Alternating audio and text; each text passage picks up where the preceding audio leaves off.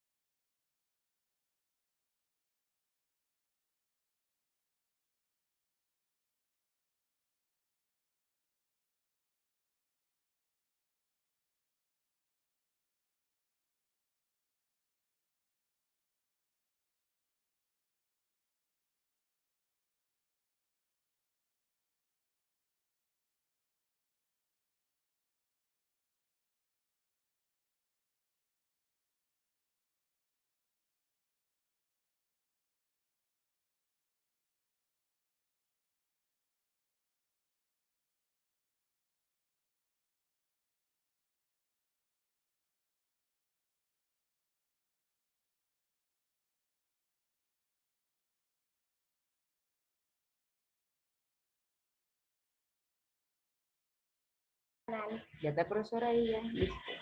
Buenos días.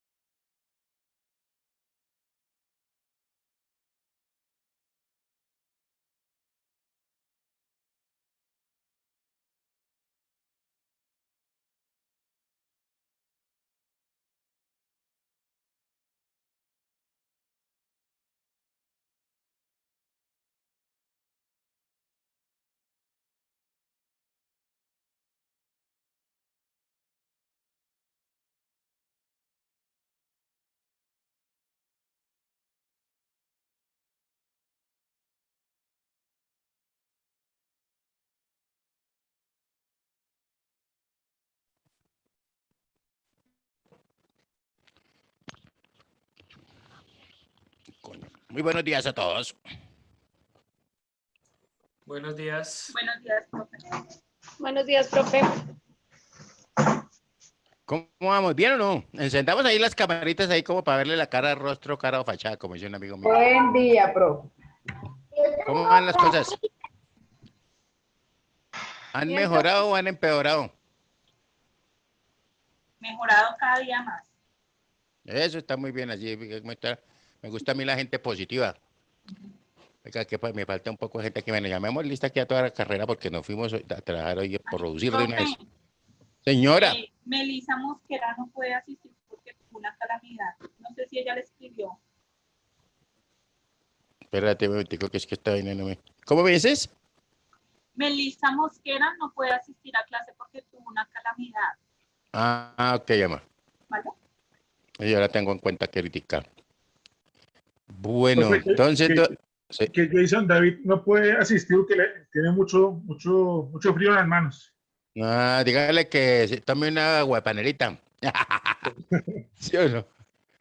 ¿A dónde anda Camilo Esteban? ¿Vino o no vino? ¿Volvió o no volvió? Presidente, profe, me extraña siempre. No, pues por eso, por si las moscas. Gracias.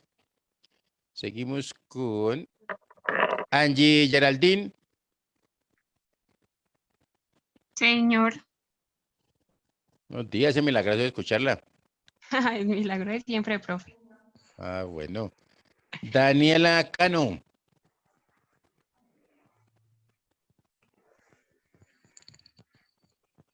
Yerly Maritza.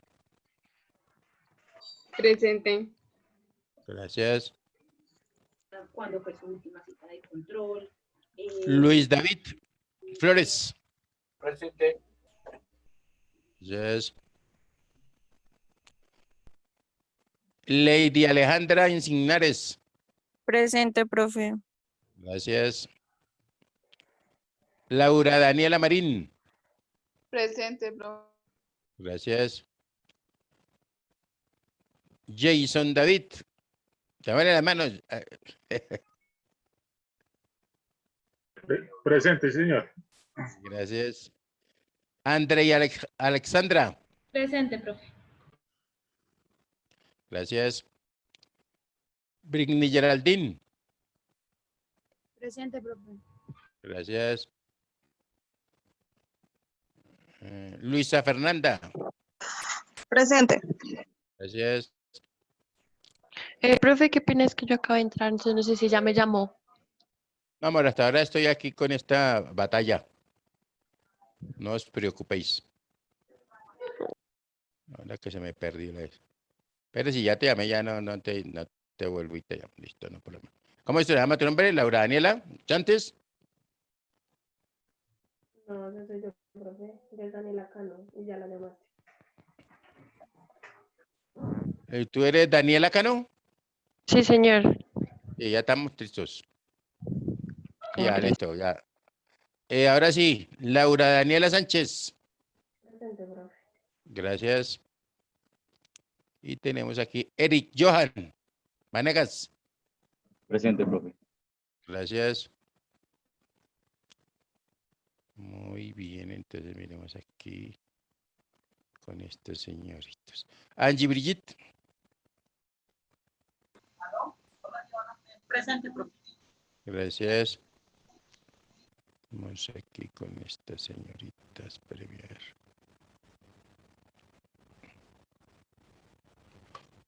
Una P. Listo.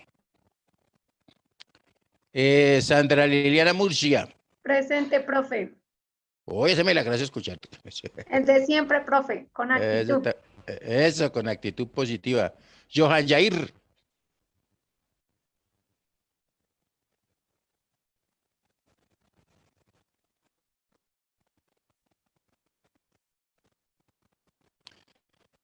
Luisa Camila Medina. Presente, profe. Gracias. Karen Joana Rodríguez. Presente, profe. Su merced no me contestó lista ayer, no pudiste asistir o qué, cuénteme la verdad.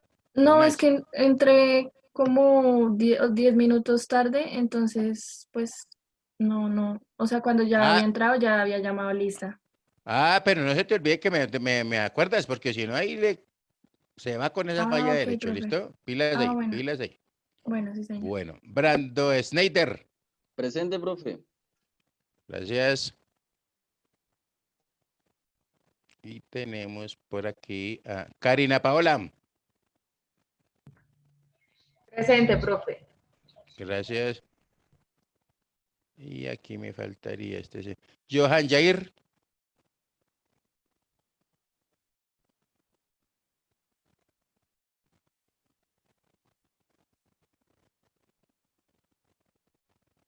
bueno, miramos a ver, de pronto el hombre se nos me sale, mira acá el plano 21.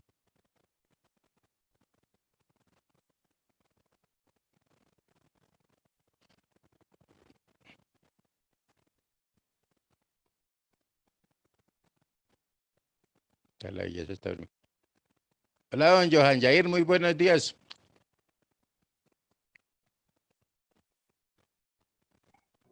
Como que el micrófono está presentando inconvenientes. Está haciendo un tic. Bueno, bueno, ya a ver qué pasa. Bueno, muy bien. Ayer nosotros estábamos hablando de algo muy interesante, ¿cierto? Y era un formato, ¿cierto? Una hoja que teníamos de nómina, ¿correcto? Hablábamos básicamente que era la forma 1017 o 1016, ¿correcto? Que cualquiera nos sirve. Y comenzamos a hablar, ¿cierto? Y decíamos de la descripción de lo que es la nómina como tal, hablamos de devengos, hablamos de deducciones y hablábamos de un neto pagado y que ese neto pagado básicamente está dado por el total devengado menos el total deducido. ¿Vamos ahí bien? Muy bien. Luego, Sí, señor. estábamos hablando de lo que eran las deducciones y decíamos que era lo que legalmente el empleador está autorizado para deducir de la nómina de sus empleados o trabajadores, ¿correcto? Hablamos de el aporte a la EPS y dejamos un titulito que decía Fondo de Pensiones. Pensiones, profe. Ok, entonces hablamos de pensiones. Entonces decimos 2 puntos. Ya ahorita les va a compartir, les había dicho que, casi siempre lo digo, ¿no? Que casi siempre nuestra legislación está, digamos, a nivel suramericano es muy similar, ¿correcto? De pronto, en Venezuela yo me acuerdo que uno encontraba utilidades a diciembre, ¿cierto? ¿Y qué pasó con mis utilidades? Y era la famosa, lo que nosotros tenemos como prima, ¿correcto? Pero digamos, hay muchas cosas que son muy similares, ¿listo? Sobre todo, digamos, también la legislación mexicana y chilena, ¿no? Que es donde de pronto uno ve que tenemos más, como más paridad, ¿listo? Ahora les comparto algo de lo que son esa cuestión de sueldos y salarios, que es importante ver nosotros también, pues, varios conceptos. Pero entonces sigo aquí con esto. Entonces, ¿qué hablé de pensiones? No dijimos nada, ¿sí o no? Y decimos entonces Correcto, que profe. 2 puntos, ¿cierto? Son una prestación económica que obtienen los afiliados al Sistema General de Pensiones.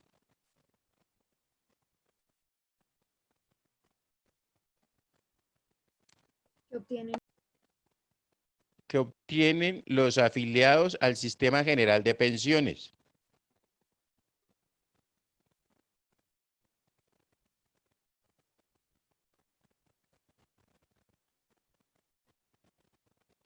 A través de las administradoras de fondos de pensiones.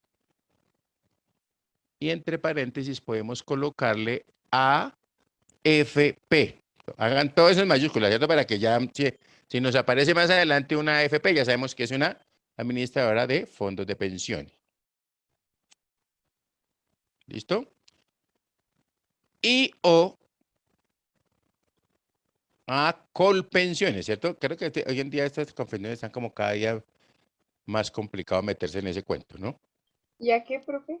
Colpensiones, lo que anteriormente se llamaba el seguro social. De pronto ustedes alguna vez escucharon que uno, voy a pagar el seguro, voy a pagar el seguro. Uno no decía, voy a pagar allá digamos, lo de se me fue, lo de la EPS y no voy a pagar el seguro. Porque pues aquí existiera el seguro social como tal, ¿listo? Que era la única entidad que se encargaba de esos dos, tanto de la salud como de la pensión. ¿Listo?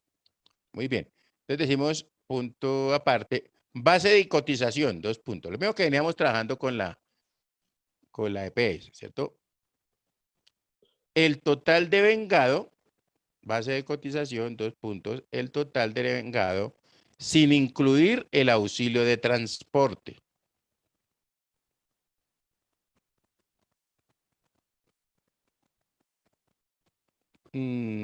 Punto aparte. Tasa de cotización. No se le olvide que esa tasa es con S, no con Z, porque con Z es un pocillo sin orejas. ¿Listo? Gracias, profe. Con mucho gusto. Pásate, profe. Tasa de cotización, 2 puntos, es del 16%.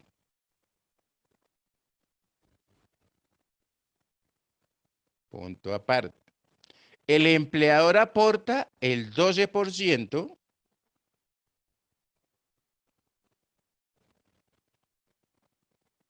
y el empleado o trabajador el 4%.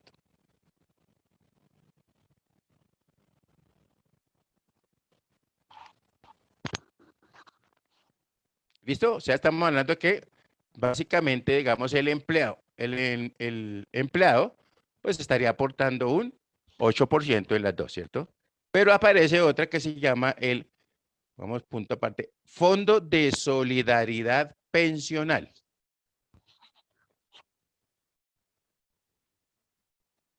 Fondo de Solidaridad Pensional. 2 puntos. Aplica para los trabajadores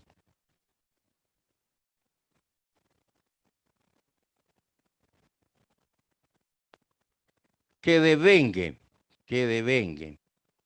4 o más salarios mínimos mensuales legales vigentes.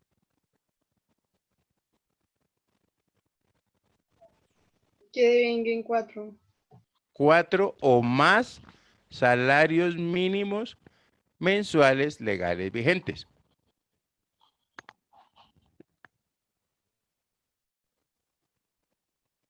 Y, ¿listo? Aportan el 1% del salario básico.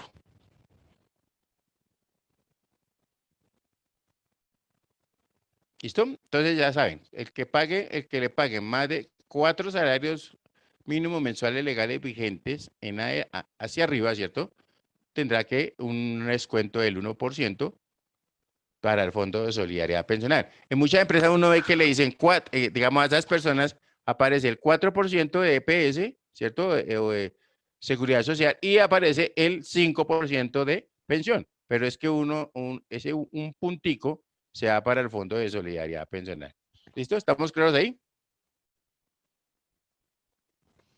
Sí, señor. Ok. Muy bien. Entonces coloquemos otro descuento que está autorizado también. Retención en la fuente.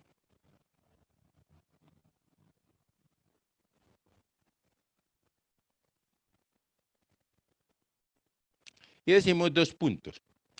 Es un mecanismo de recaudo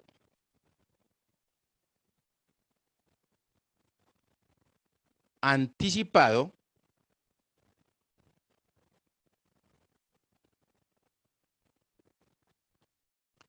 del impuesto de renta y complementarios.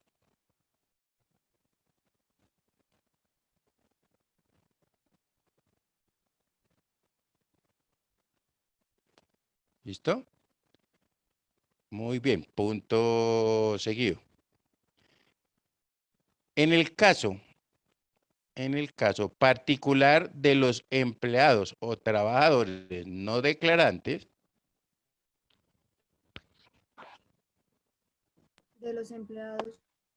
o trabajadores no declarantes, ¿cierto? O que no declaren impuestos sobre la renta y complementarios,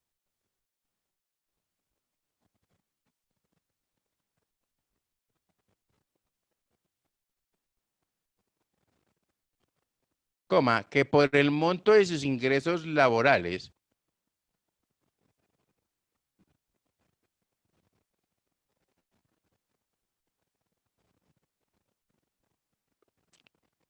deban pagarlo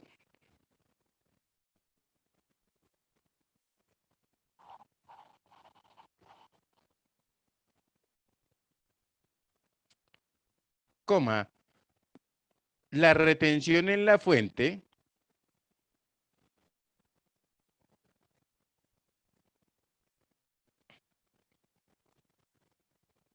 constituye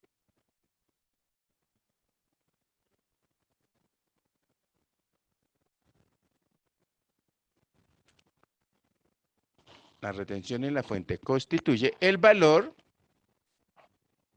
de dicho impuesto.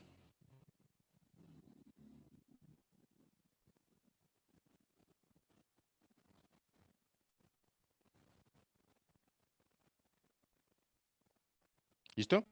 ¿Eso qué es? Por ejemplo, a Yerli. Yerli trabaja, ¿cierto? Por sus ingresos deben descontarle retención, ¿cierto? Uno mira el artículo 383 y 384 del Estatuto Tributario y vamos a decir que a Yerli le descuenta, ¿correcto? A ella le descontaron, o pongamos, 1.000.000 de pesos en el año, ¿correcto? Por concepto de retención en la fuente. Ahora, ¿qué pasa? Resulta que Yerli, si ella no declara, ese 1.000.000 de pesos es el impuesto a cargo de Yerli. ¿Hasta ahí vamos?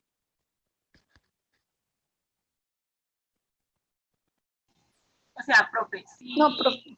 Sí, o sea, no entendimos bien.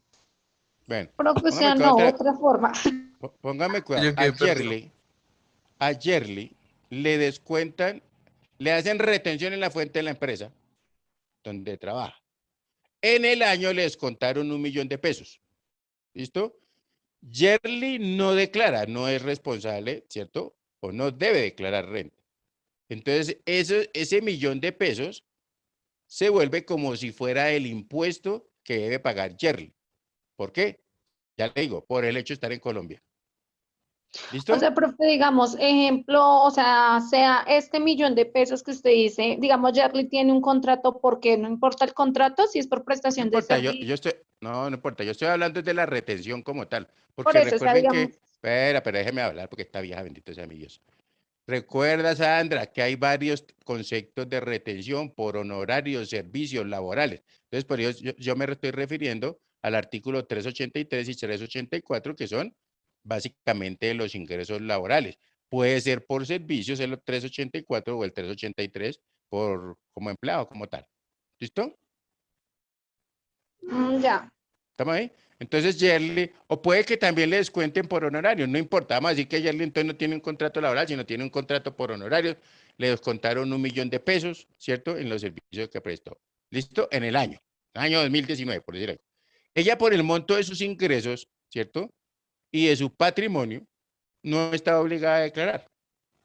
O sea que ese 1.000.000 de pesos ya se va para la DIAN como el impuesto a cargo de Yerli. ¿Hasta ahí vamos? Pues más o menos, profe. En otras palabras, póngale pues cuidado para que usted solamente por el hecho de estar en Colombia tiene que pagar impuestos. ¿Sí o no? ¿Ustedes no vieron ya no vieron impuestos? ¿No han visto algo de impuestos? No. No, profe. Entonces le estoy alimentando ese ego. ¿Listo? Por el solo hecho de estar en Colombia nosotros debemos pagar impuestos porque aquí hay obras. Nosotros utilizamos las carreteras y ese tipo de cosas. Pero eso ya es una cuestión de impuestos. Lo que quiero que me entiendan es que si Yerli no declara renta, no hace declaración, eso que le descontaron como un anticipo, que la DIAN le descontó como un anticipo al impuesto, se vuelve el impuesto a cargo de Yerli. Termino la... Ahora, a Yerli le da por declarar, presenta su declaración de renta y el impuesto que le sale a pagarle a la DIAN es de 50.000 pesos, por decir algo. ¿Correcto? pero, escúcheme bien, el patrono o el empleador de Yerli ya a nombre de Yerli pagó 1.000.000 de pesos. Cuando Yerli presenta, le va a dar un saldo a favor. ¿Hasta ahí vamos? ¿Qué es un saldo a favor? Pues que ella tenía que pagar 50.000 y le descontaron 1.000.000. ¿Cuánto tiene a favor de Yerli? 950. 950.000. Entonces, ¿qué hace Yerli? Pues le solicita una devolución a la DIAN. Y eso se llama así, solicitud de devolución y o compensación. Entonces ella hace, se devuelve. Ahora, si Yerli dice, uy, no, yo no quiero declarar, que eso es muy engorroso, eso toca pagarle a un contador porque yo no sé esa cuestión todavía. Entonces, eso se vuelve el impuesto a cargo porque la DIAN no es adivina. ¿Estamos? O sea, ¿Ahora sí que es o peor? mejor Y ahora sí. declarar renta o qué, profe? En muchos casos sí. Sí, porque es que si usted no es, digamos, sobre todo cuando usted, a ver, también les hago la aclaración. El hecho de que yo declare renta no significa que deba pagar impuestos, ¿sí me entiende? Porque hay unas tablas, recuerde que, digamos, en el derecho laboral como tal, perdón, en el derecho tributario, nosotros hablamos de la proporcionalidad, ¿cierto? Y el principio de proporcionalidad dice que a mayor riqueza, mayor tributo, ¿correcto? Entonces, el Estado tiene unas tablas de unos montos establecidos. Por ejemplo, si uno mira la tabla de retención en la fuente de salarios, debe arrancar más o menos con una persona que se gane 3.800.000, más o menos. Tiene el 1% de descuento. ¿Cuántos de los que estamos aquí podemos ganar 3.800.000? De pronto todos o ninguno, ¿sí o no? ¿Estamos? Entonces podríamos Porque el decir que profe tiene que declarar. sí, yo sí declaro, bendito sea mi Dios, porque yo sí soy buen colombiano. ¿Sí o no? ¿Estamos ahí? Sí, O profe. sea, vuelvo y repito, si yo no declaro, pues lo que me descuenten por retención se vuelve el impuesto. Así de sencillo, ¿listo? Para que tengan eso claro. Ahora, por eso es que la DIAN también le da a uno varias alternativas. ¿Qué le dice? Mire, si usted paga vivienda, usted está pagando unos intereses, ¿correcto? Esos intereses, yo tengo que pedirme el certificado a la vivienda o al Bancolombia con quien esté pagando el crédito hipotecario y esos intereses me los pueden deducir de la base, ¿correcto? De pronto yo me gano 4 millones de pesos, pero pagué en el año, pagué 24 millones de intereses, porque eso puede pasar o no. Entonces, ¿qué hacen? Me dividen eso y me haría que voy a estar, digamos, de mis ingresos, 2 millones de pesos yo no me los gano, ¿cierto? Porque lo que hacen es dividir el 24 millones entre 12 para que le dé el promedio mensual, promedio simple. ¿Listo? Bueno, de todas maneras, cuando ustedes vayan a mirar impuestos ahí, de pronto se acuerdan de mí. Pero lo que sí quiero que les quede claro es que si Yerli no declara ese valor que le descontaron de retención, se vuelve el impuesto a cargo. ¿Listo? Y obviamente, vuelvo, repito, en el caso de que ella esté dentro de ese parámetro que tiene la ley. Voy a conseguirles una tablita de los y también se las explico sobre eso. La tabla de retención para que lo tengan presente. ¿Listo? ¿Estamos ahí? Ok. Entonces, ese es otro de los descuentos que uno debe hacer siempre y cuando incurra en lo que tiene establecido el Estado, ¿cierto? Para poder proceder a ese descuento y si no, no lo puedo hacer. ¿Listo? Muy bien. Entonces decimos, punto aparte. Los descuentos voluntarios son autorizados por los empleados o trabajadores.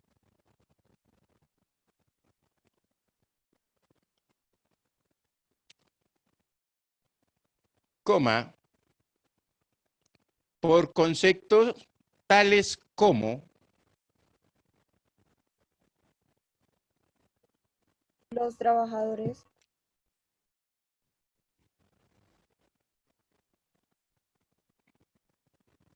por conceptos, repito, los descuentos voluntarios son autorizados por los trabajadores, ¿cierto? Por conceptos tales como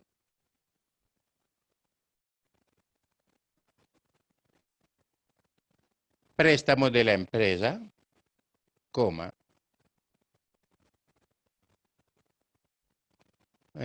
fondos de empleados, coma, cooperativas, coma,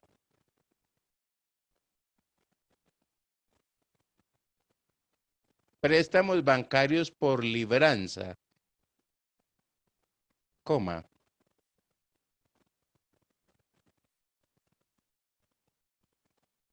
cuotas voluntarias para sindicato,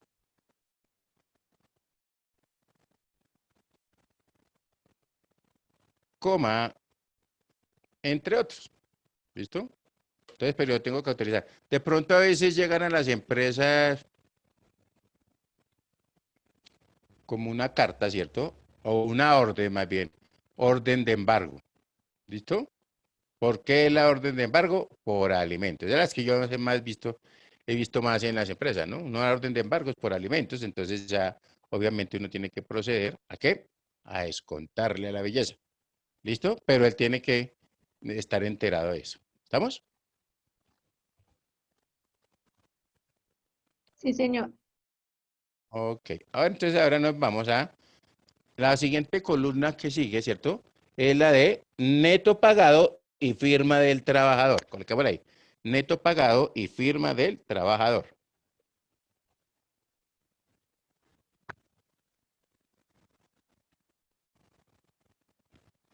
Dos puntos. Una vez calculado el sueldo de vengado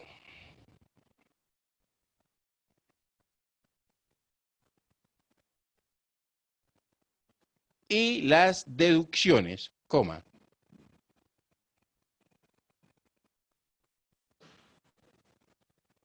el empleador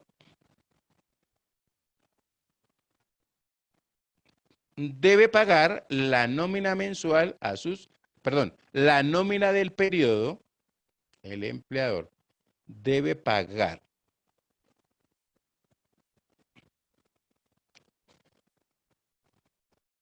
la nómina del periodo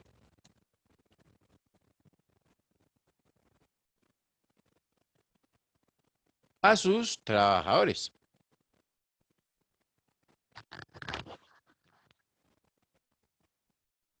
¿Listo? Y decimos entonces ahí puntos. Neto pagado es igual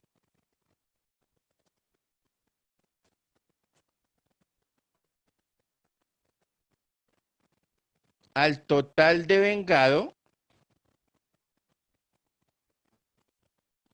menos el total deducido.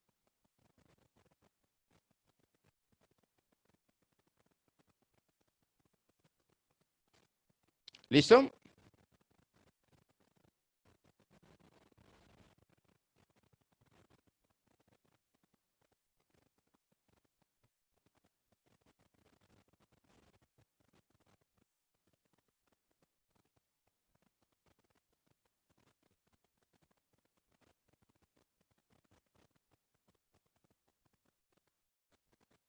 Muy bien, entonces decimos segunda parte, punto aparte, segunda parte. ¿Cómo es la segunda parte de esa nómina? Lo que tenemos que hacer, que lo que veíamos ayer es la parte que ya, digamos, la segunda parte básicamente es lo que está en la parte inferior, donde ya estamos hablando de los aportes en los que incurre, ¿cierto? O los gastos o costos en los que incurre la empresa, ¿cierto? Que están a cargo de la empresa. Y entonces colocamos segunda parte, un titulito o subtítulo que me diga aportes para fiscales.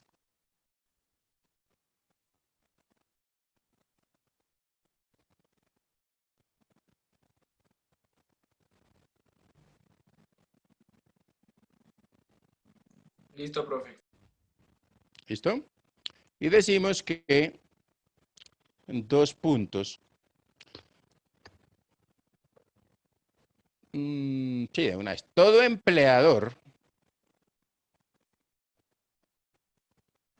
debe liquidar sobre la nómina mensual. Ahí sí la tomamos ya mensual, ¿cierto? Todo empleador debe liquidar sobre la nómina mensual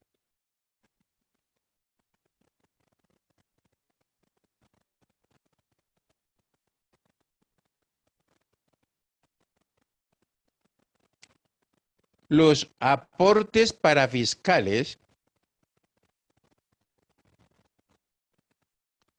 y los aportes a la seguridad social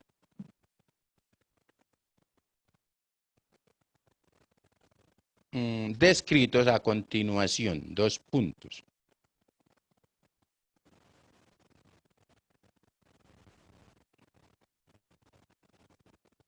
Y entonces coloquemos ahí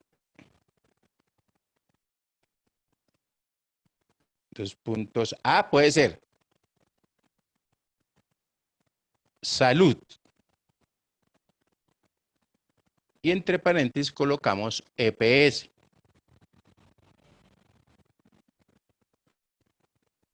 Y 2 puntos.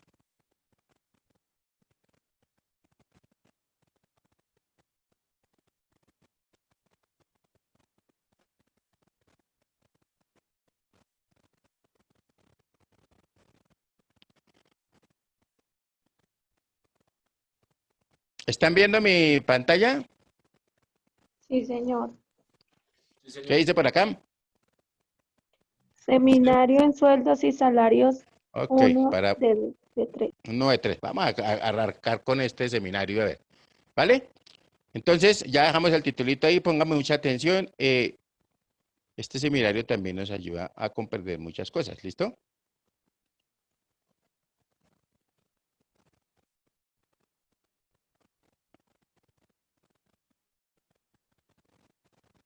¿Están escuchando? No. ¿Ahora sí? Sí, señor. Ya, profe. Ok. Bien, muy buenas tardes. Buenas tardes a todas las personas que se encuentran participando a distancia en tiempo real. A nombre de Argos Cursa les doy la bienvenida a este seminario en sueldos y salarios. Hoy iniciamos con el primer módulo denominado Fundamentos. Y tengo el gusto de presentarles al expositor, al contador público y licenciado en Derecho Efraín Salvador Miramón. Contador público egresado de la Escuela Superior de Comercio y Administración, Unidad Santo Tomás, licenciado en Derecho por la Universidad del Valle de México, Campus Chapultepec. Actualmente es pasante de la maestría en Derecho Corporativo en la Escuela Comercial Cámara de Comercio, perito en Auditoría Forense por parte del Instituto Nacional de Desarrollo Jurídico. Ha asistido a diversos cursos de actualización profesional en materia fiscal y de seguridad social, expositor y conferencista a nivel nacional, director fundador del Despacho Contable Fiscal Legal, catedrático en diversas universidades. Además, es conductor del programa Visión Fiscal todos los primeros miércoles de cada mes a través de www.argoscursaradio.com. Les pido, por favor, un fuerte aplauso para darle la bienvenida al maestro Efraín. ¿Qué tal? Buenas tardes. Gracias. Bienvenido, Buenas maestro. tardes. Damos inicio y esperamos sus comentarios. Bien, vamos a iniciar con este seminario de sueldos y salarios. El módulo que nos toca recorrer es el de fundamentos, de sueldos y salarios, la relación de trabajo, la cuestión que se presenta con los salarios, etcétera. En fin, vamos a estar platicando sobre todo lo que concierne al ámbito laboral, que es lo básico en esta situación. De ahí se parte. Si no tenemos una relación de trabajo, pues entonces no existe la retención de salarios, no existe el pago al seguro social, no existe el pago del impuesto sobre nóminas. Por lo tanto, la base para todo ese tipo de impuestos que conocemos, pues es la relación de trabajo. Aquí presenciales somos poquitos, pero ya tenemos también participantes que nos ven a distancia, a quienes pues también saludamos y estamos pues disponibles para sus preguntas, para que nos las hagan llegar vía internet sin mayor problema. ¿Okay? Bien, la relación de trabajo. Vamos a estar participando, vamos a estar planteando la situación desde el siguiente aspecto. Nosotros generalmente tenemos conceptos como salario, como trabajador, como indemnización, como liquidación. Por otro lado tenemos al patrón, aspectos de la subcontratación, etcétera. son conceptos que nos suenan en el ámbito laboral y que muchas veces los retomamos, los tomamos o los consideramos para el efecto fiscal y decimos que si hay un outsourcing, que si hay comisionistas, que si los asimilables son o no para el seguro social, etcétera, una serie de circunstancias que se toman en cuenta partiendo de esta situación, de estos conceptos.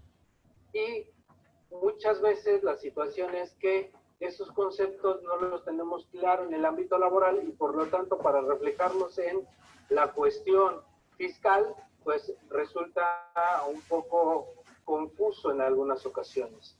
Pero como todo, la relación de trabajo tiene un inicio. Tenemos por un lado a un ente que se llama patrón. Del otro lado tenemos a otro elemento que es el trabajador. Dentro de ellos se vinculan a través de una relación de trabajo, una relación laboral, y esta relación laboral tiene consecuencias. ¿Okay? Estas consecuencias, o dentro de este aspecto tenemos lo que son los salarios, las obligaciones y los derechos. Entonces, si nosotros partimos conociendo el inicio de la materia laboral, cómo se conforma, cómo se da desde sus inicios la relación entre el patrón y el trabajador, podremos observar consecuencias de esta relación. Yo no genero una relación de trabajo con la finalidad de pagar un salario. Esa no es lo que persigue. No genero o no se da el nacimiento de la relación de trabajo con el pago de las vacaciones. Esa no es su finalidad. Esa es una consecuencia natural de la relación de trabajo. Por lo tanto, si yo conozco este aspecto del ámbito laboral, podré conocer sus consecuencias. Yo no estoy impedido, por ejemplo, en el ámbito fiscal, a comprar y vender. Nada me lo prohíbe. Yo puedo ejercer el comercio. Puedo ser un comerciante, puedo establecer una papelería y con base en ello comprar y vender. No tengo mayor problema. Una de las consecuencias de la compra-venta de la papelería, ¿cuál es? El pago de impuestos. Es una de las consecuencias, mas no compro y vendo con la finalidad de pagar impuestos. No, compro y vendo porque esa es mi operación, esa es mi función, brindar servicios o bienes al mercado. Esa es mi función. Una consecuencia de esas que tiene esta operación es el pago de impuestos. Una de las consecuencias es cobrar el IVA. Una de las consecuencias, si yo vendo un producto altamente calórico, es pagar el impuesto especial o cobrarlo, causarlo. Pero son consecuencias, no es la naturaleza en sí. Entonces, lo primero que tenemos que observar es, yo me encuentro en una relación de trabajo para que entonces se puedan dar estas obligaciones, estos derechos, dentro de ellos, lo que conocemos como salario, o no será. Porque yo no puedo contratar a una persona con una naturaleza independiente, por ejemplo, un abogado que le cubra honorarios y que venga y me cobre vacaciones. Oye, pero tú no realizas no tenemos una relación de trabajo contigo, no hay una subordinación. En consecuencia, no tengo la consecuencia de tenerte que pagar vacaciones. ¿Observamos? Primero necesito generar la connotación en dónde se desarrolla el ámbito laboral, cuáles son sus conceptos, cómo se integran, cómo se relacionan, para después pasar a conocer sus consecuencias. Y entonces, si yo no conozco la relación de trabajo natural como debe de ser, entonces no puedo tener una consecuencia. Tú no te casas con la finalidad de tener hijos. El tener hijos es una consecuencia del matrimonio, pero no es su fin, no es la finalidad, es una consecuencia del matrimonio que surge. Entonces, tengo que ubicarme si se trata de una situación que da nacimiento o si se trata de una consecuencia de la relación que se esté dando.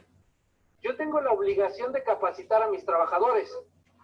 pero esa es una consecuencia de haber o de mantener una relación de trabajo. Yo tengo la obligación de tener que cubrir el aguinaldo.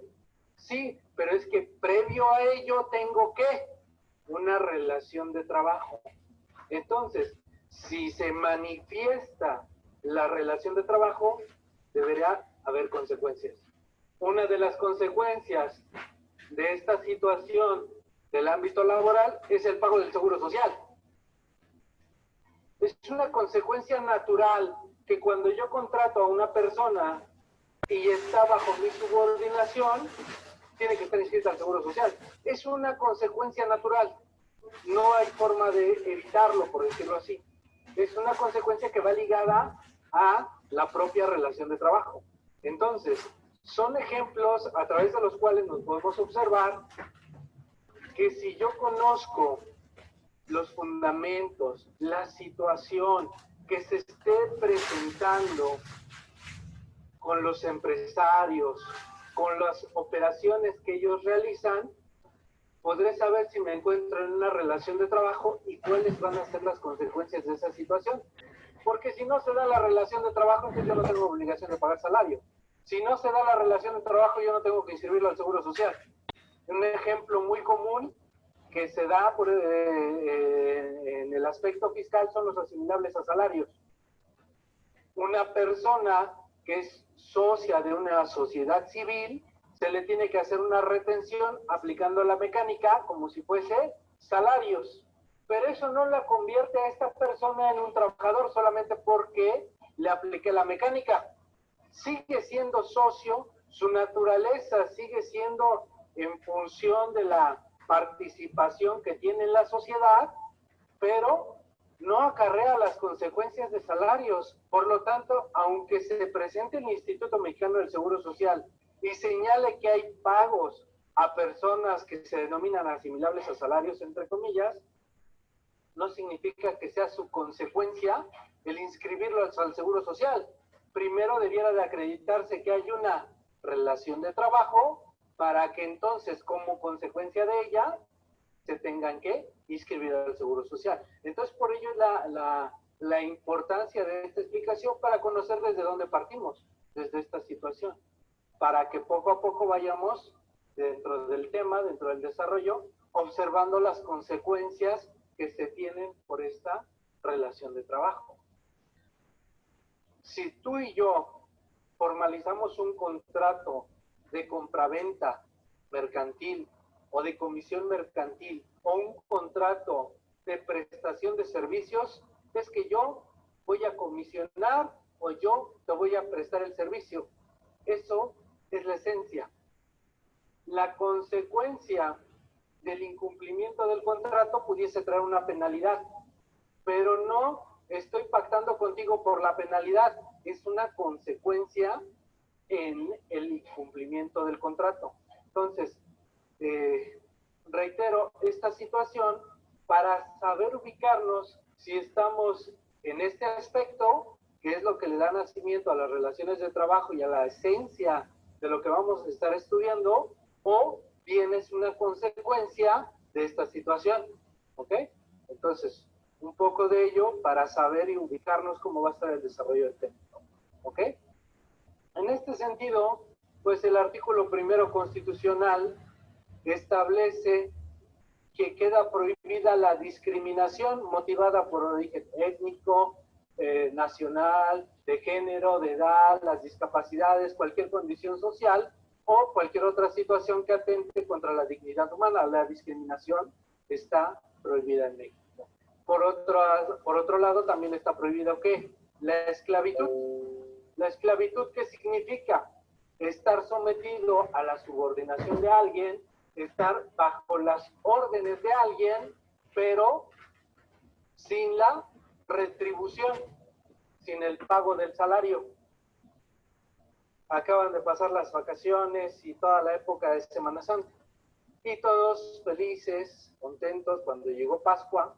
Y antes de esos días, sucede que en televisión proyectan una serie de películas de la época romana. del Imperio Romano y todo eso. En esas situaciones se observan que esclavos. Esclavos que si son libertos, que si son liberados, que si continúan siendo esclavos, etcétera. Condiciones en ese sentido que observamos que el esclavo está bajo las órdenes del, en este caso, su dueño, que era generalmente la persona romana, y en ese sentido no tenía ninguna retribución. Lo más que le podían dar es techo y comida. Eso es todo. Pero no había una retribución a cambio de sus servicios. Entonces, en México, con esta cuestión, pues queda prohibida la esclavitud, de tal forma que nadie puede ser sometido para realizar trabajos sin la justa retribución. Y si en algún otro país existe la esclavitud, cuando se insertan en México, en territorio nacional, por el hecho de entrar a territorio nacional, pues recuperan su libertad y la protección de las leyes mexicanas. El artículo 5 se le conoce, el artículo 5 constitucional, se le conoce como la libertad de trabajo. El artículo que permite, que otorga la garantía, el derecho a la persona de poder dedicarse a la profesión, industria, comercio o trabajo que le acomode, siempre y cuando sean lícitos. Es la única condición que establece la norma para que la persona pueda dedicarse a lo que guste. En este sentido, se dice que incluso va incluida la persona física y la persona moral. El término persona no distinguió, entonces nosotros no tendríamos por qué distinguir. La persona moral se puede dedicar a lo que guste, siempre y cuando tenga un objeto físico.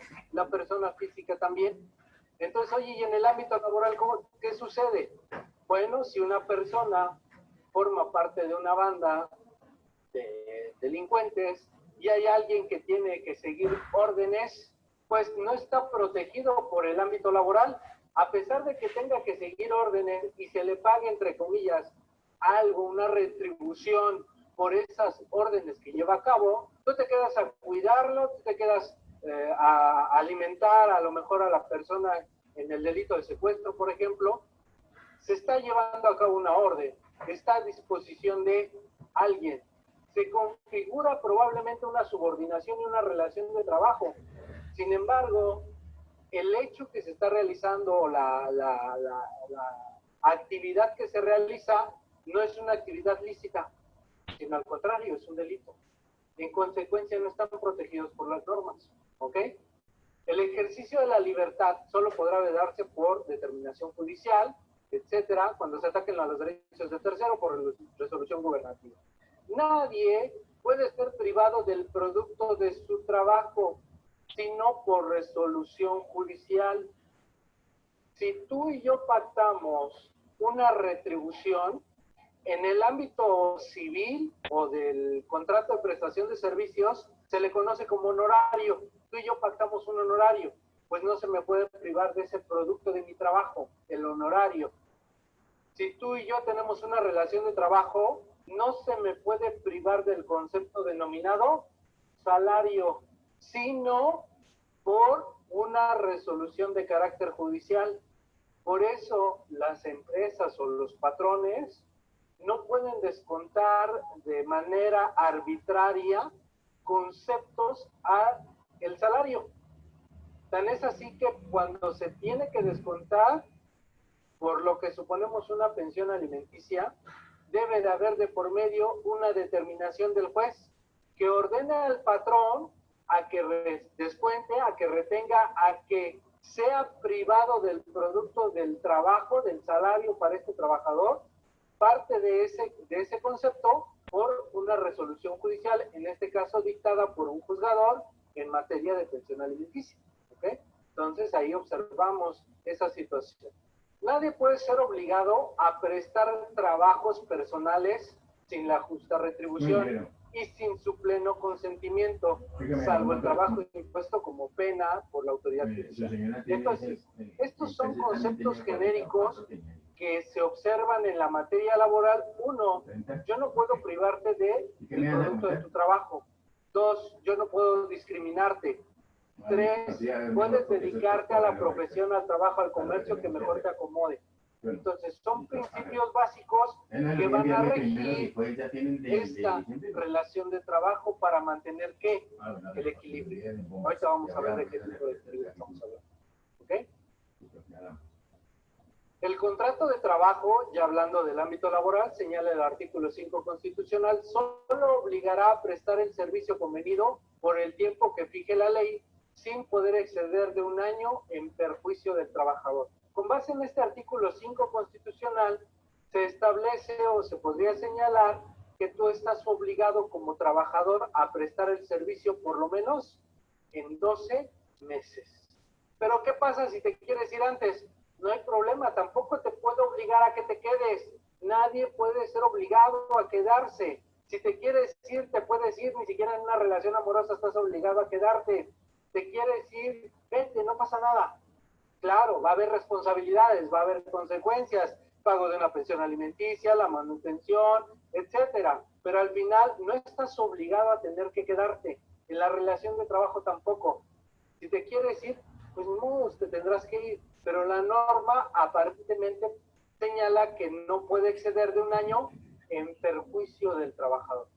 Pero si el trabajador se quiere ir antes, nosotros hemos visto que llegan trabajadores, se presentan, están 2 meses, 2 semanas, 3 meses y de repente ya se dejan de presentar. No lo puedo obligar a que se quede ¿cuánto tiempo?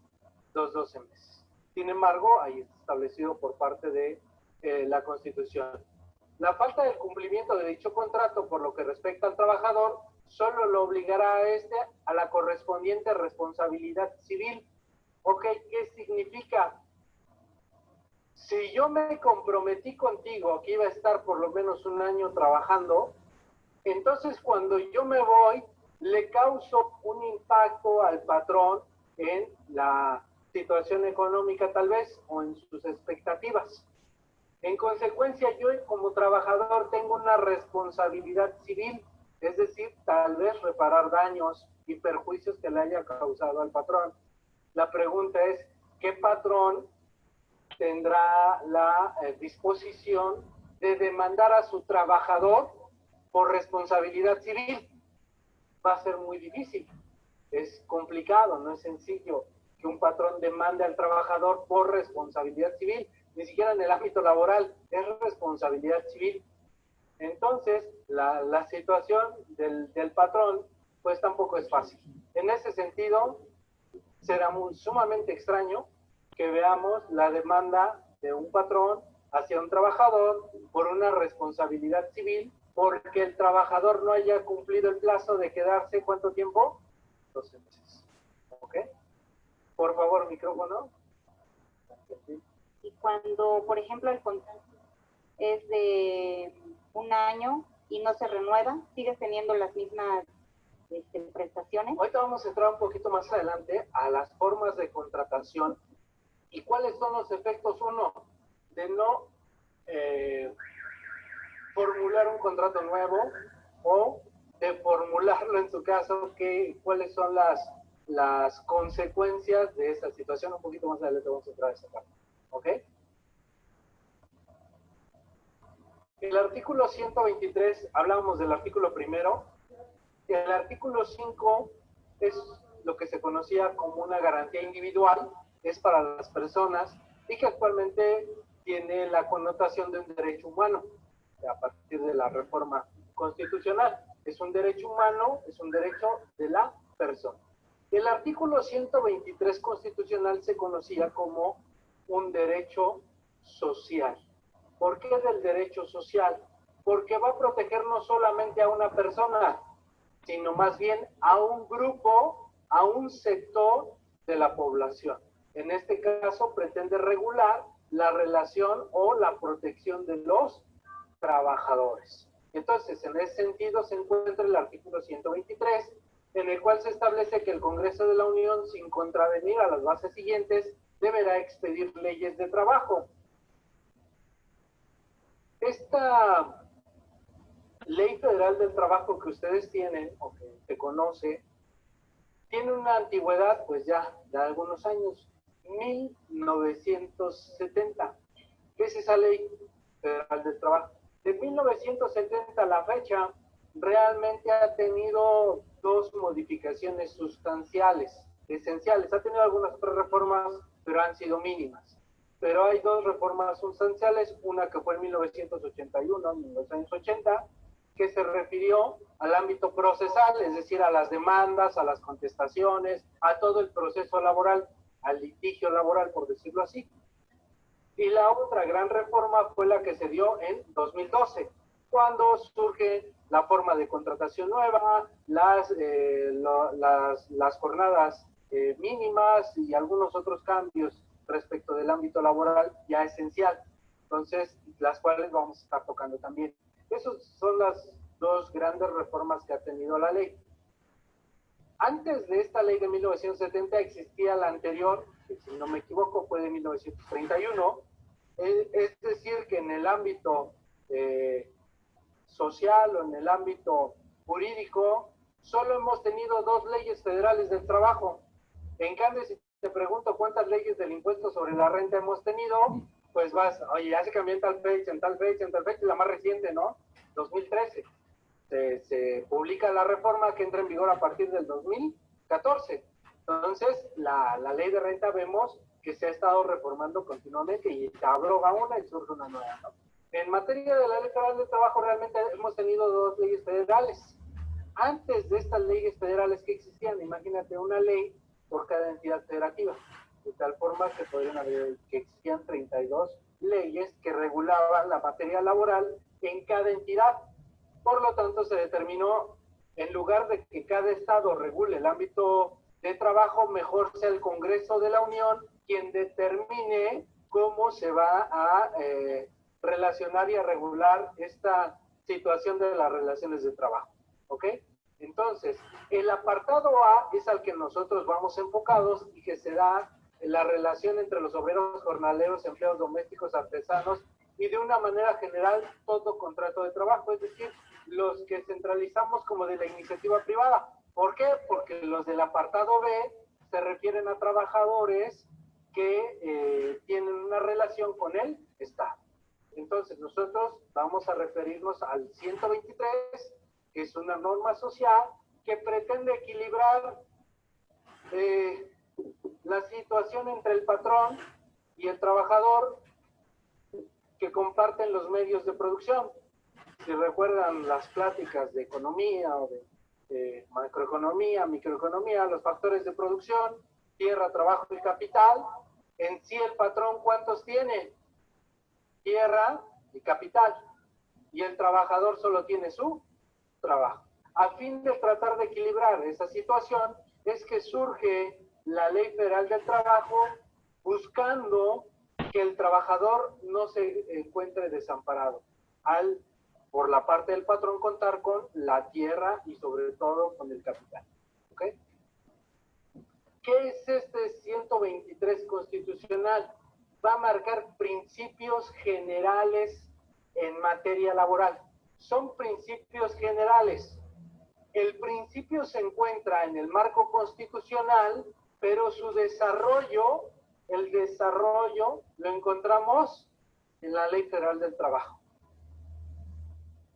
Es como vamos a los cursos. Hay un temario, hay una lista de lo que se va a tratar, pero ya en el material y en el desarrollo sucede lo mismo. En la Constitución están los principios rectores del ámbito laboral y el desarrollo de esos principios se encuentra dentro de la Ley Federal del Trabajo.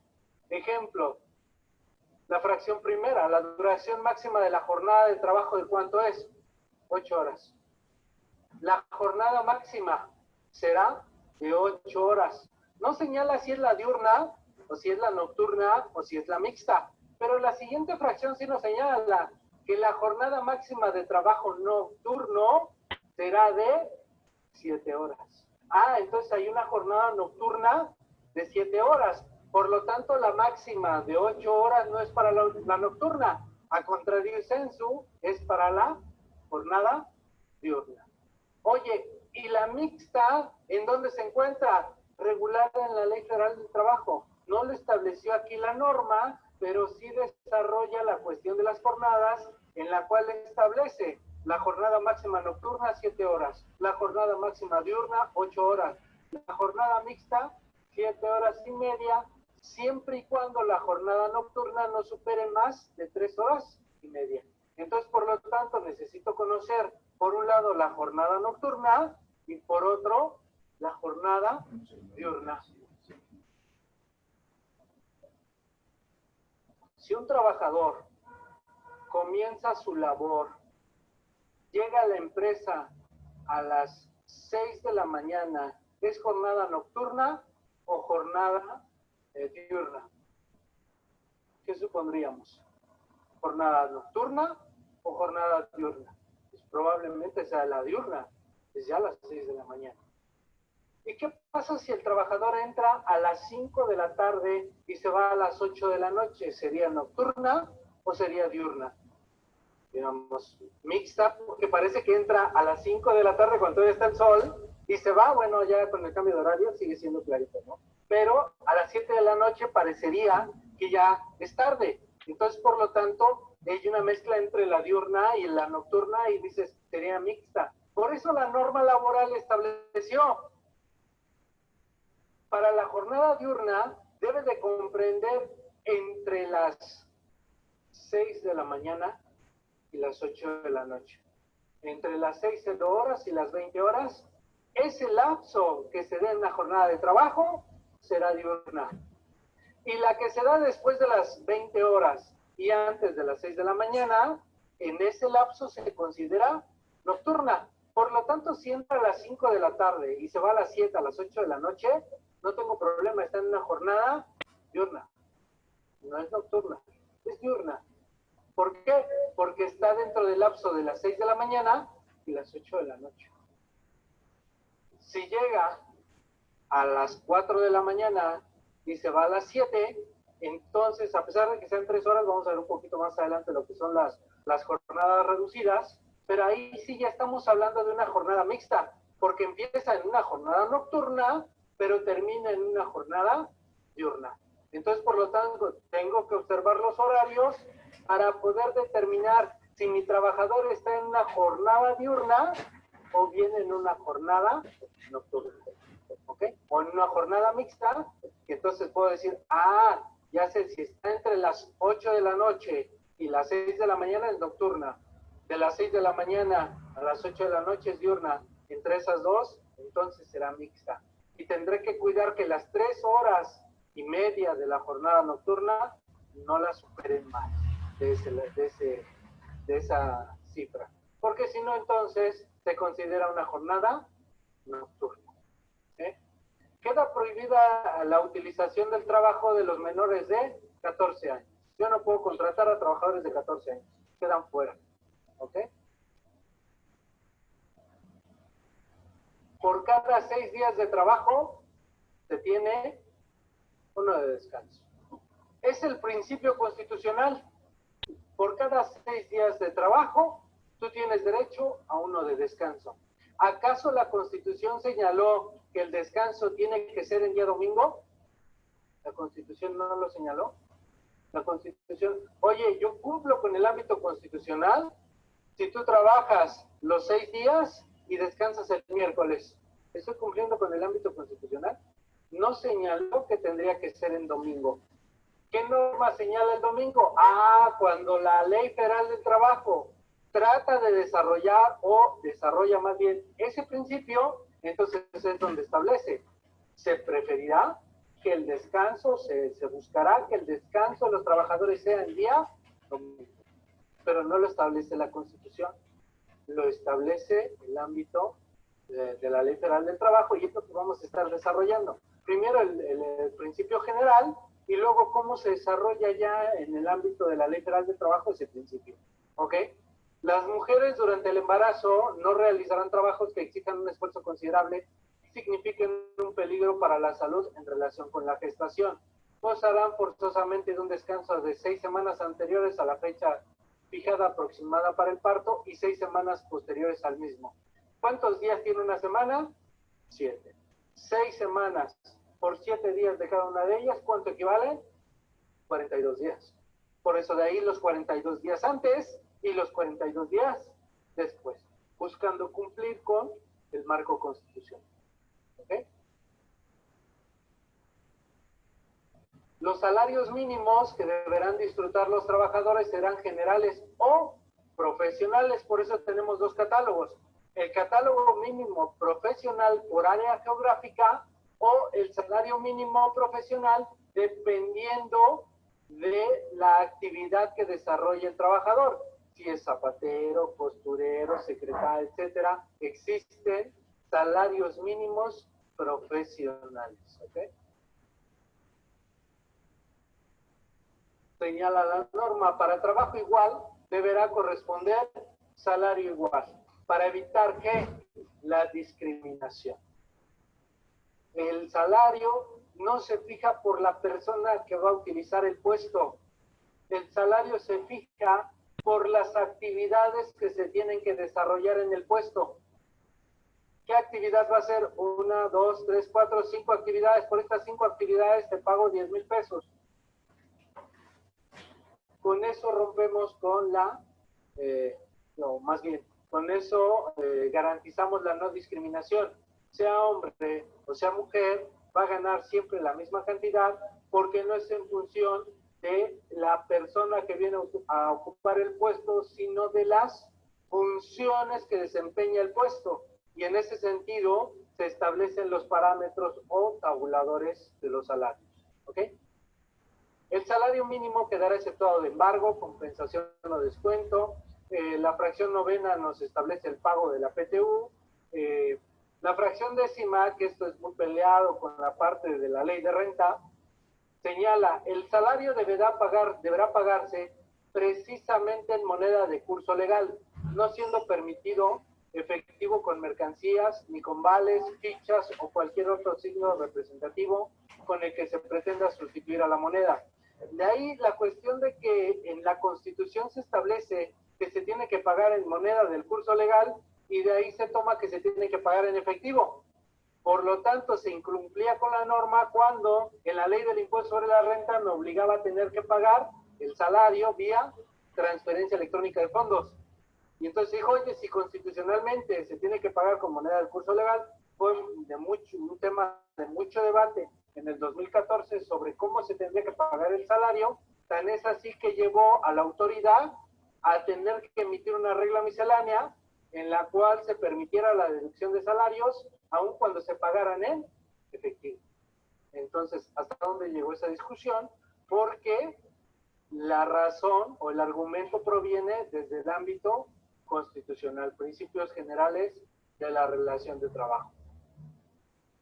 La fracción 27 establece que serán condiciones nulas y no obligan a los contratantes, aunque se expresen en el contrato, las que estipulen una jornada inhumana por lo notoriamente excesiva, las que fijen un salario que no sea remunerador a juicio de la Junta de Conciliación, las que estipulen un plazo mayor de una semana para la percepción del jornal, las que señalen un lugar de recreo, café o taberna para efectuar el pago del salario, salvo cuando se trate de empleados de esos establecimientos. Las que permitan retener el salario en concepto de multa. Vamos a estar hablando, vamos a estar señalando sobre medidas disciplinarias y cuándo se le puede descontar al trabajador, pero al trabajador no le puedes descontar nada de su salario bajo el concepto de multa. Eso está prohibido desde el ámbito constitucional. Y aun cuando se hubiese establecido en el contrato, es inaplicable. Aun cuando el trabajador hubiera dicho que sí y firme ese contrato, no se puede aplicar tal condición. Esta última que señala todas las demás estipulaciones que impliquen una renuncia de algún derecho consagrada a favor del obrero en las leyes de protección y auxilio a los trabajadores. Es decir, de ahí surge el principio laboral de que los derechos de los trabajadores son irrenunciables. no es porque la Ley Federal del Trabajo lo establezca, sino porque ya viene desde el marco constitucional que los trabajadores no pueden renunciar al derecho que establece la norma. Muchos patrones buscarían la forma en disminuir las demandas. ¿Cómo le puedo hacer para que el trabajador no me demande?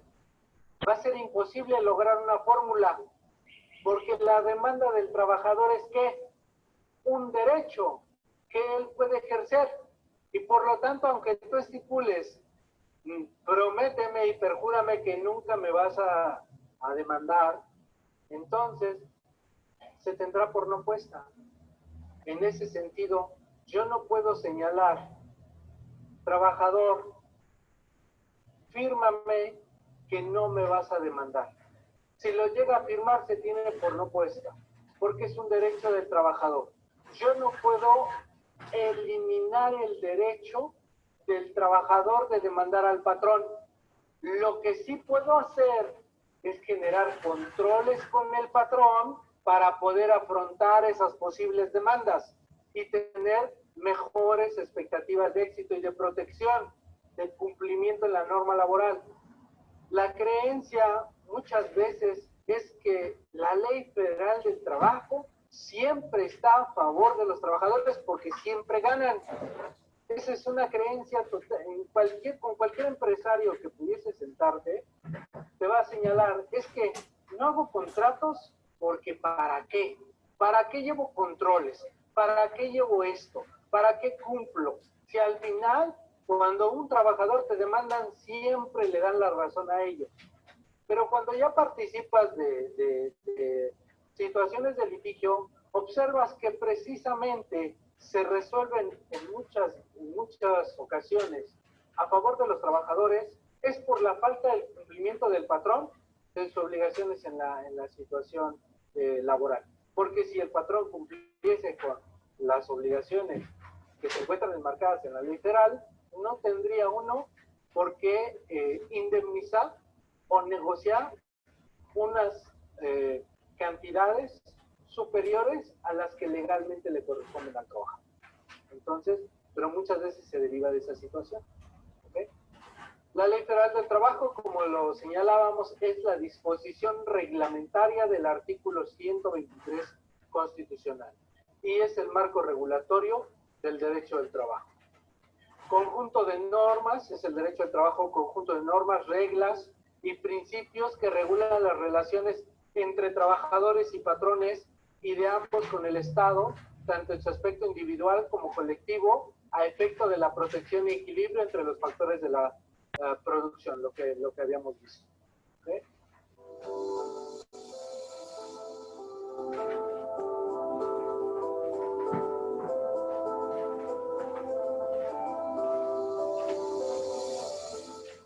Vamos a continuar con el seminario en sueldos y salarios. Nuevamente, bienvenidos a todas las personas que nos ven a distancia en tiempo real y buenos días a todos ustedes de manera presencial. Continuamos con el módulo número 2, el tema cálculo y registro de la nómina. Tengo el gusto de presentarles al maestro Rubén Félix Vallejo Calderón. Para quienes no lo conocen, es contador público y auditor por la Benemérita Universidad Autónoma de Puebla, maestro en administración por la misma universidad, maestro en impuestos por el Instituto de Ciencias Jurídicas de Puebla, diplomado en finanzas por el Tecnológico de Estudios Superiores de Monterrey, especialidad en fiscal por la Benemérita Universidad Autónoma de Puebla. Además, es expositor en los foros de iniciativas de reforma sendaria del Senado de la República en 25 estados del país durante septiembre y octubre del 2013. Actualmente es expositor en temas como Resolución Miscelánea 2015, declaraciones anuales de todo tipo de contribuyente, efectos fiscales de la contabilidad electrónica, timbrado integral laboral fiscal de salarios. Realizó resolución y realizó más de 100 presentaciones en 2014 en conferencias de reformas fiscales 2014, entre otros. Además, les comento que es titular del programa Reflexiones Tributarias y Empresariales, que se transmite todos los miércoles a las 4 de la tarde en www.argoscursaradio.com. Les pido por favor un fuerte aplauso para darle la bienvenida. Bienvenido, amigo. Vamos a dar inicio y si desean hacer alguna pregunta, les pido por favor hagan uso del micro. ¿Ok? Adelante. muy bien, buenos días, gracias, ingeniera Soledad, gracias amiga por la presentación. Bueno, y gracias a ustedes, en un sabadito hoy tranquilo, qué bueno, ¿no? En la ciudad, espero que también allá en donde nos están viendo, estén bien tranquilitos, y sobre todo decíamos en el elevador, el próximo sábado va a estar todavía mucho más tranquilo, ¿no? Mucho más tranquilo, está muy bien, perfecto, siempre es bueno dedicarle tiempo a la preparación y demás, y sobre todo en el caso de un servidor, pues siempre me agrada mucho poder compartir con ustedes. Buenos días a todos. Pues miren, hoy a lo mejor se parece un poquito, ¿sí?, a algunas cuestiones que se vienen platicando y demás, pero nada más un poquito, porque lo demás todo es prácticamente novedoso en función de lo que pasa en el ámbito laboral fiscal. Hoy tenemos una situación muy diferente. Quizá el año pasado había muchas dudas de mi timbrado, y decíamos, esto del timbrado va a ser como cuando empecé a hacer factura electrónica. El día que la tengo dominada, ya no me preocupa en lo más absoluto. Y ahora así está la situación. Ya ustedes no tienen ningún problema en estar timbrando la nómina. Que realmente eso es una cuestión operativa que yo les comentaba. No se me preocupen tanto por el timbrado de la nómina, es decir, va a haber mecanismos para que lo puedan realizar. Hay que preocuparnos por qué hay que hacer antes de poder timbrarla, porque cuando estamos timbrando la nómina, cuando estamos timbrándole a los trabajadores sus recibos, es que ya, de alguna manera, todos los filtros, por lo menos los laborales y los fiscales, ya están reflejados en ese recibo de nómina. Ya están ahí. Y por eso es importante lo del tema de calcular, registrar la nómina, pero sobre todo, tratar de observar no solamente la cuestión de carácter fiscal que hay atrás de ese recibo, sino que los principales problemas, miren, no sé ustedes, pero de mis clientes no me preguntan por qué le tocó tal impuesto al trabajador, por qué más, por qué menos. Nunca me han preguntado eso. Más bien el trabajador de repente llega y dice, pues si yo estoy en la misma línea de producción que que es mi cuate, amigo, compadre, hacemos lo mismo, ganamos lo mismo, ¿por qué a mí no me toca lo mismo de PTU? ¿Por qué a mí no me toca lo mismo de aguinaldo? ¿Por qué a él más? ¿Por qué a mí menos? Pero la pregunta viene del trabajador, no viene de los contribuyentes, en este caso de los empresarios, de los dueños del negocio. No dicen, oye, ¿por qué le descuentas más, ¿Por qué normalmente yo veo que siempre a él ya le estás descontando más? No, eso jamás y nunca lo están preguntando. Siempre están preguntando, oye, fíjate que el trabajador se presentó así.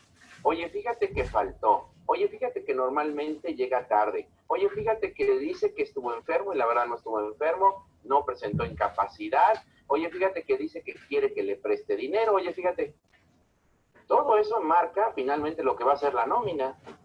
Porque si el patrón, pues obviamente accede a hacer ciertas cuestiones que tienen que ver con el trabajador, tiene que repercutir primero. Su primer filtro, su primera vista es hacia la ley laboral. Dice en la ley fiscal que tratándose en materia de retención entera de impuestos, debemos observar todos los lineamientos para poder de antemano, una vez cumplidos, deducir. ¿Qué me implica esto? Que la retención tiene que estar bien hecha, ¿no?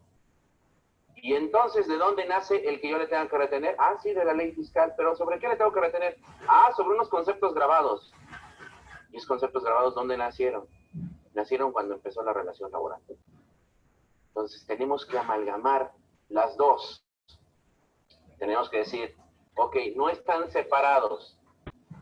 Términos laborales, así lo estoy viendo para este año, en cuanto al tema que me ocupa, laboral fiscal, ¿de acuerdo? Tengo que ver la situación de cómo nació en estas cuestiones laborales, porque miren, si yo hago la perfecta adecuación del nacimiento de la relación laboral, de todo lo que está y no está escrito, parece canción, pero así es, en términos laborales, podemos tener un contrato, pueden estar definidas las condiciones de trabajo ahí, pero se dan muchas circunstancias que no están en ese escrito. Y esas circunstancias van en el entorno de la relación y tienen al final repercusión en las percepciones del trabajador, repercusión en las deducciones que le hacemos, los descuentos. Y es obvio que cuando yo estoy timbrando mi nómina, tengo que observar todo eso. ¿De acuerdo? Entonces, les estoy platicando cómo va a estar la dinámica. Primero que nada, quiero decirles que debemos, sí, porque así lo tiene el temario, por favor vamos a tratar de hacer entretenida la teoría. Yo soy enemigo de la teoría, ¿no? Pero en términos laborales, pues tenemos que ver como que un tanto cuanto de teoría. Yo sé que ayer ustedes vieron cuestiones de carácter jurídico y demás. Hoy lo vamos a ver desde el punto de vista del contador, todo lo que yo necesito que nosotros tengamos como base para que lleguemos a lo fiscal. Seguramente las primeras 2 sesiones tendremos que estar platicando mucho de lo que el temario me implica en cuestión precisamente laboral, sobre todo contratos, sobre todo trabajadores, con el ánimo de llegar a dónde, de llegar a la nómina. ¿Qué repercusión tiene la nómina? No me meteré en la cuestión de que si ya estás ahí en consideración. Bueno, podemos platicar algunas cosas que hemos vivido, porque desde el punto de vista contable también son interesantes. Es decir, desde el punto de vista de contador, ya ven que hay clientes de nosotros que creen que nosotros somos todólogos, ¿no? Pero no lo reflejan en los honorarios, eso es lo malo, ¿no? Sí, hacemos de todo, ¿sí? Laboral, legal, fiscal, contractual, ¿qué más, no? Seguridad social, hacemos recursos, nada más nos falta aquí otra cosa, ¿sí? Bailar tango, mascar chicle, pegar duro y ya, ¿no? Pero es obvio que nosotros tenemos una mayor amplitud de conocimientos, como tenemos que observar varias situaciones, tenemos que estar siempre actualizándonos, tenemos que estar siempre buscando los porqués de la más. No nos quedamos con que es que dice el abogado que tienes que darle tanto. Siempre el contador es el frío, ¿no? ¿Y por qué? ¿Por qué le tenemos que dar tanto? Es que porque así llegamos al acuerdo, al convenio y demás, pero tiene que haber algo, ¿no? Sí, a ver, entonces, yo que soy el frío, el malo de la historia, el ogro de la película, yo digo, oye, ¿sabes qué? Pues creo que el abogado no está funcionando. Le dio más de lo que correspondía. Y el cliente te dice, ¿de verdad le dio más de lo que correspondía? Sí, mira, tú le hubieras podido dar esto. Hay situaciones que quizá no sea necesario llegar a lo legal y por eso me meto en ese ámbito. Decir, bueno, pues vamos a tratar nosotros de detener alguna situación.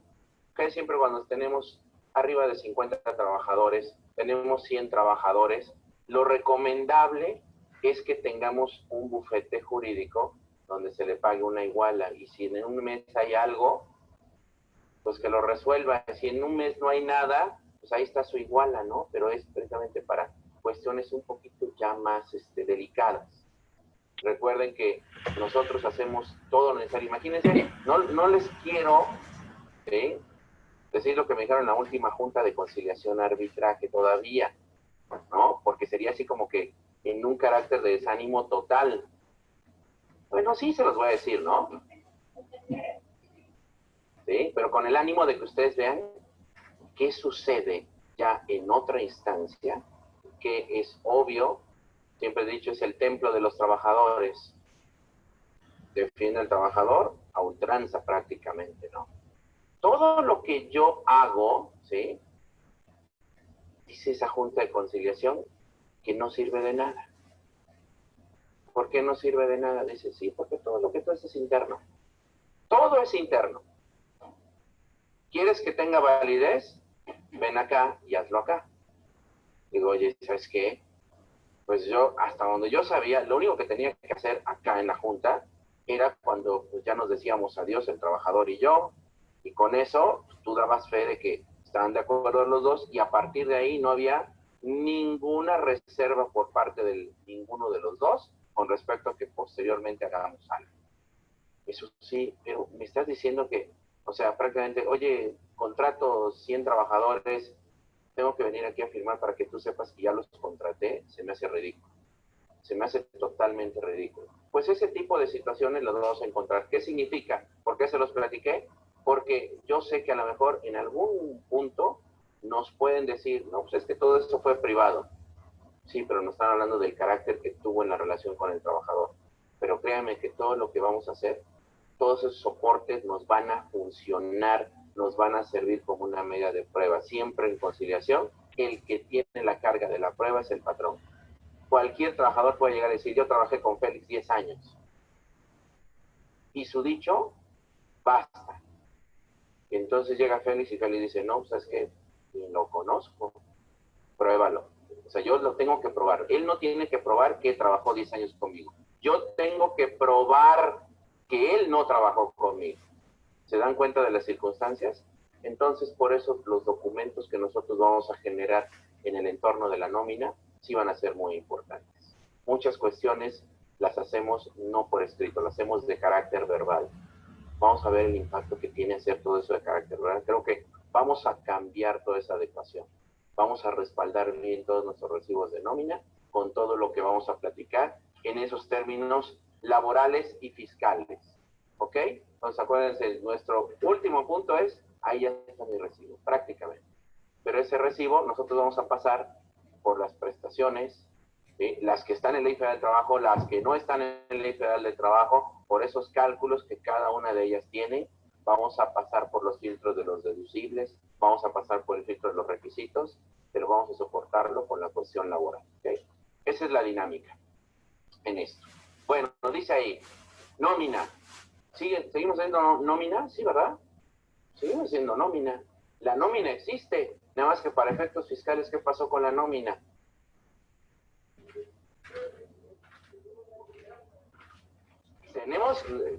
Me gusta el término que tenemos que timbrar la nómina, pero realmente, ¿qué es lo que finalmente nosotros timbramos, no?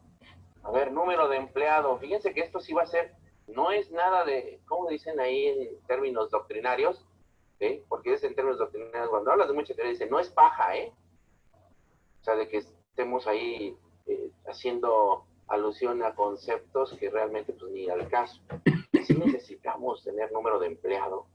Necesitamos un número de empleado. Por lo menos nosotros tenemos un nombre de un empleado completo. Estos son importantes, ¿cierto? Estos son importantes. Y después de ahí nosotros vamos a unas percepciones y unas deducciones. La nómina es de carácter laboral, pero ya la adecuamos a carácter fiscal, ¿no? Porque nosotros prácticamente estamos mezclando, sí, el término percepciones viene de lo laboral, pero el término deducciones viene del ámbito fiscal. ¿Ya vieron cómo estamos ahí como que mezclando? Si fuera estrictamente laboral, serían percepciones y descuentos. Vámonos. Y si fuera en términos puramente fiscales, no serían percepciones, serían ingresos. Para la ley fiscal, pues sí, está bien que tú consideres que hay percepciones que recibe el trabajador, para mí se llaman ingresos. Y sí se llaman deducciones. Pero como que ya estamos haciendo una mezcla, les pongo este ejemplo para que vean lo que yo les dije en un principio. Vámonos con lo laboral y lo fiscal, ¿sí o no? Estamos de ahí, desde ese punto, estamos mezclando ambos. Y tenemos a los famosos trabajadores, ¿no? A Hugo, Paco y Luis, ahí están. ¿Y qué pasa con ellos? Están dentro de la nómina, ¿de acuerdo? ¿Qué necesito para el registro de la nómina? Necesito registrar la nómina en contabilidad de conformidad con la sumatoria de todas y cada una de las percepciones, la sumatoria de todas y cada una de las deducciones. ¿Así la registro, sí o no? Pero ¿van involucrados quiénes? Todos. Todos van involucrados. Y cuando digo timbrado de la nómina, tiene que ser de forma ¿qué? Individual, ¿no? Para que vean el impacto que tiene ahora esta cuestión del timbrado. La ley fiscal me pide que haga yo el envío, en este caso el contribuyente es el trabajador, de su recibo de nómina. Si yo no cumplo con enviarle su recibo de nómina, si yo no expido ese CFDI, si yo no timbro su nómina, ¿qué sucede? Es uno de los requisitos para poder deducir. Vean las diferencias que hoy tenemos con esto, ¿sí? Cuando nosotros no teníamos lo del timbrado de nómina y teníamos por ahí alguna situación dentro de la nómina, Venían las famosas polémicas de que, entonces tu nómina no es deducible. ¿Pero qué parte de la nómina? Toda. No hiciste bien las retenciones, no enteraste en los plazos. Ahí venía la situación de que venía toda la nómina. Por lo menos hasta 2013 era la polémica. Yo siempre dije, no, espérame, es que realmente yo lo estoy viendo en carácter individual. Cuando me dices cumplir en materia de retención e entero de impuestos, veo cada trabajador en lo particular. Si me equivoco con un trabajador en la retención, ¿qué sucede? Pues tengo problemas con ese trabajador, no con toda la nómina. Hoy qué bueno que ya está lo del timbrado en ese sentido, por eso los decía. Mientras antes tenía problemas con toda la nómina, hoy ya me queda muy claro. Imagínense que si le timbro a Hugo, ¿deducible? Si le timbro a Paco, ¿deducible? No le timbro a Luis. ¿No es deducible cuál? El de Luis, pero el de Paco y el de Hugo, ¿qué? Sí son deducibles, ¿ya lo vieron? Ya no hay ninguna polémica en función de que toda tu nómina, porque esa era como que una cuestión favorita, sobre todo por parte, no solo de la autoridad, sino también hasta de dictaminadores que, ya saben, cuidaban mucho su firma y decían, no, ¿sabes qué? Es que no tiene los requisitos, tu nómina de la quincena tal, de la semana tal, no cumple con los requisitos, y toda la nómina. Cosa que se me hacía totalmente absurdo. Siempre tuvo que ser en lo particular. Cada retención, cuando te dice la ley fiscal que debes efectuar las retenciones, no te habla de la nómina. Te habla de las personas que reciben el ingreso. Y a cada una le tienes que efectuar la retención si así corresponde. Qué bueno que con lo del timbrado, ¿cómo se tiene que hacer el timbrado? No timbras toda la nómina. No, tienes que enviarle a cada uno de tus trabajadores su recibo de nómina vía electrónica con todos los requisitos que tiene un CFDI. Entonces, si te equivocas, tienes 100 trabajadores, te equivocas en uno, pues solamente no es deducible uno. Los otros 99, ¿qué pasó? Sí son deducibles, ¿de acuerdo? ¿Ya vieron la importancia que tiene este cambio? Ya no tiene que haber ninguna polémica, ¿de acuerdo? Ninguna.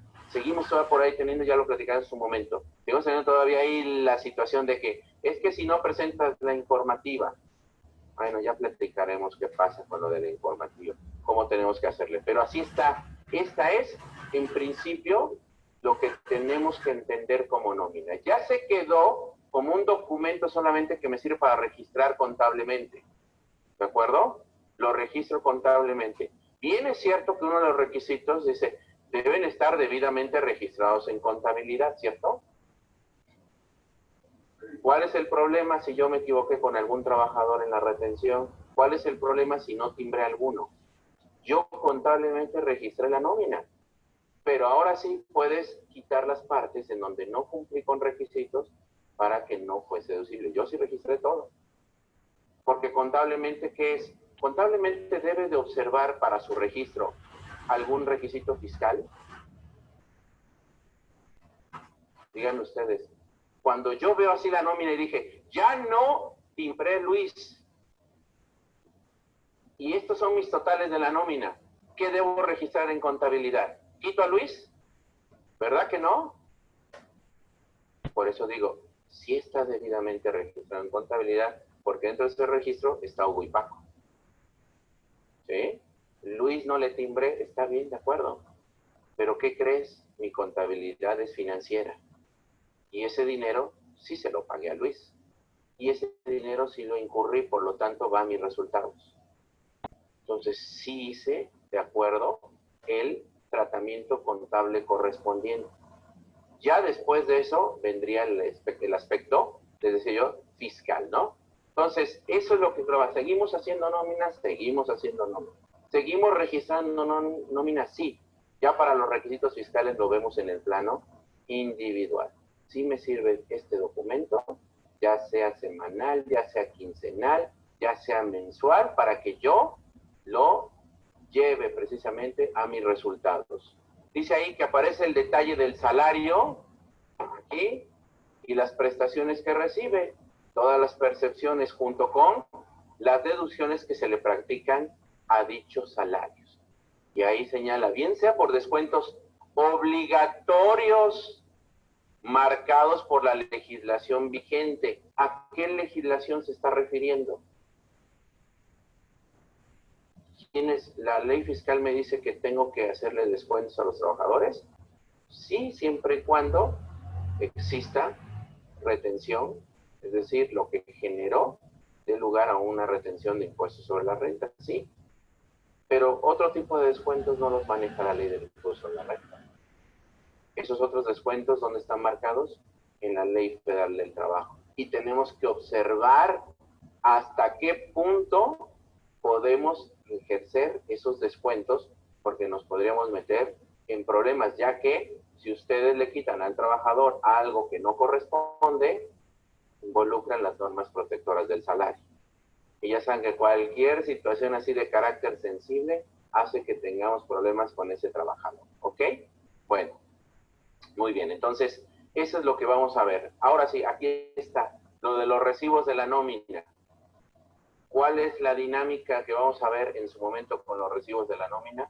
Pues todos los atributos que el SAT nos encomendó. ¿A través de qué? Pues a través de su página. Ustedes saben, se meten al rubro de facturación electrónica. Cuando está en el rubro de facturación electrónica, hay una parte que dice, patrón, conoce los requisitos que debe tener tu nómina. Le das clic, entras a esa sección y entonces te salen unos catálogos. Unos catálogos que debes observar para utilizar las claves correspondientes dentro del timbrado. Pero asimismo también te aparecen, ¿sí?, todos los atributos, tanto en este momento requeridos como opcionales, que debieran tener tus recibos de nómina. Todo eso enmarca lo que tienen los recibos de nómina. La ley fiscal es la que nos encomendó esta parte, dice, expedir y entregar comprobantes lo tienen que hacer. ¿Quiénes? Y no se meten en problemas. Ahorita platicamos de eso. ¿Quiénes hagan qué? Pagos. ¿Quiénes hacen los pagos? Se supone que los patrones. Esa es la parte que el seguro no me entiende. O sea, en la ley fiscal lo que señala, porque tendríamos que involucrar a los que dicen que se asimilan a salarios, ¿no? Lo que la ley fiscal hace es, tu ingreso es, en este momento, de acuerdo a lo que se maneja para personas físicas, está conceptual.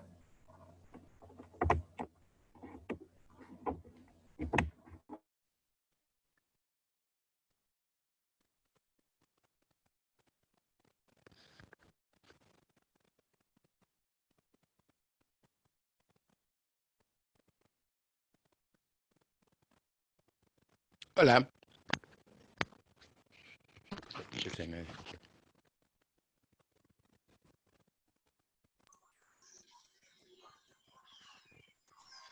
Hola, profe. ¿Cómo la ven? ¿Se parece similar nuestra legislación o no?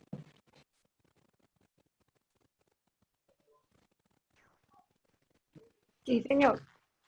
¿Listo? Entonces observen que, de todas formas, esa cuestión cuando hablamos del recibo, que ellos hablan de recibo de nómina, pues es nuestra famosa nómina, ¿cierto? Y alguien me decía también que de pronto tenía un sobrecito, creo que era Sandra la que me comentaba, que tenía unos sobres para los pagos de los sueldos y ese tipo de cosas. Entonces, todo eso son comprobantes que en un momento determinado me lo puede llegar a exigir el Estado, ¿listo? Como empresa o como, digamos, o como declarante, ¿no? Para yo decir, es que la empresa me reportó a la DIAN que me ha pagado a mí, no sé, 20 millones en el año y resulta que yo no tengo sino 2. ¿Qué pasó? Entonces puede llegar uno a meterse en digamos, un lío ahí fiscal. Entonces uno tiene que aclararlo de que tenga todas las cosas claras. Por favor, préndame la pantallita rápido que estos muchachos están que se van a trabajar, sobre todo Jason. Sí, yo la veo ya desesperada. Entonces, para que quedemos en la... Señor.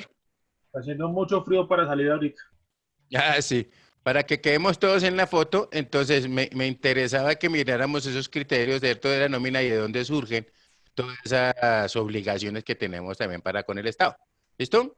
Entonces, el lunes no es festivo mosca ahí, pues toca avisarles por si la mosca, porque uno no sabe. El lunes sí toca estar aquí produciendo. Entonces hablamos el lunes, ¿cierto? Por favor, los que no consiguieron el